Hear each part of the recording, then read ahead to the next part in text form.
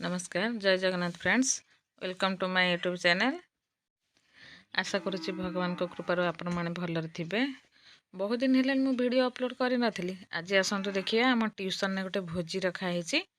आसतु देखिए भोजी रे कौन कौन सब आइटम होची। आसतु बर्तमान क्षीर आमर बसी आम पनीर घरे बनइबू। पनीर देखो क्षीर बर्तमान फुटुची।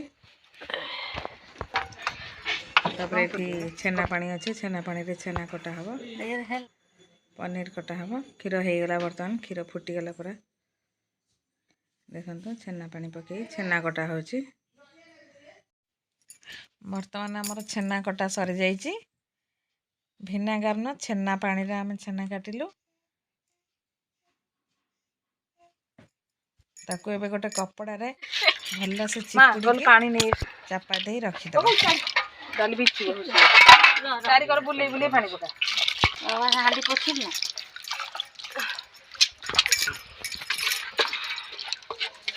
डाली पड़ा भी सरी गला तो कलेडी। हां मोड़ी हळदी पड़ी भात पाई पानी हमर एठी फुटिलानी। चावल मध्य धुआ सरी गलानी। कोबी पनीर चिल्ली पाई हमर एठी कटाकटी चलची परिबा कटाकटी चलची। एपटे भात हो गला भात छणा होची एबे एठी।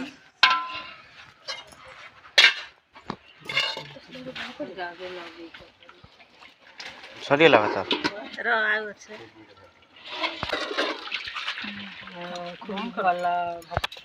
कोबी कटा होची एठी। सेपटे पियाज कटा होची एपटे कोबी कटा होची। एठी मैदा और कॉर्नफ्लोर गोटे बैटर बना होची पनीर और कोबी पाई। सेटा बैटर बना सरला पर सेटा गोळा हेकी ताजरे छणा हबो। तीखा लाल टिके पके देबा सेतिरे। गोलमरिच गुंड टिके पके देबा ताको भल से गोळै देबा। तेल पूरा जोर से गरम हो गलानी। सुंदर भाव छाणी हो जो आमर एबे कोबी सब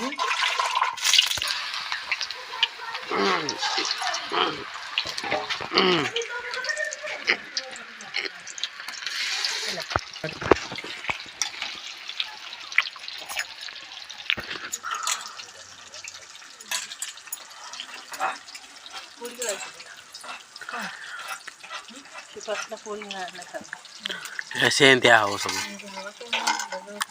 कोबी सब छणा सरी जाइए। देखो केते सुंदर देखा होची। पनीर एठी छणा हवा पई रहिची। कोबी सरला पर पनीर छणा हवा। देखो पनीर मध्ये एठी छणा सरी गला। पियाज कैप्सिकम ताको मध्ये छाणी देबा। मसला एठी केते सुंदर भाव फुटुची देखो।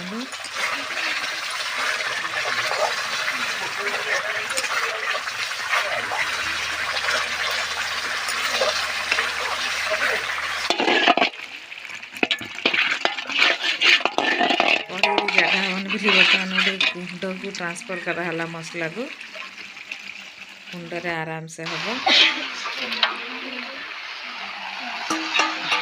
कोबी पनीर कैप्सिकम पियाज सब पकई दबा।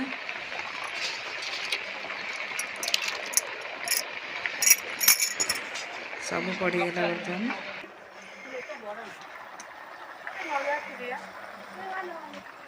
प्रस्तुत हो गला हमर कोबी पनीर चिल्ली। एबे खाइबा पे रेडी जाउ जम दबो सलाड बहु दउ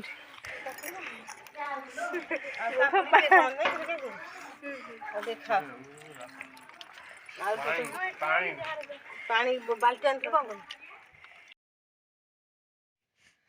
पिला माने एटी छात ऊपर खाउछन्ते। 2टा बाजी गलानी पिला माने बहुत जोर भूख लागलानी।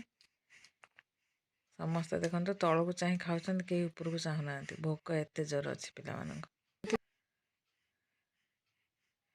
एटी 2 जन अलग बसती खाई पारे सहित अधिका खाइबे तो एपटे बस खाई सारे पर आमर गुपचुप रखाई। गुपचुप खाई पिला घर को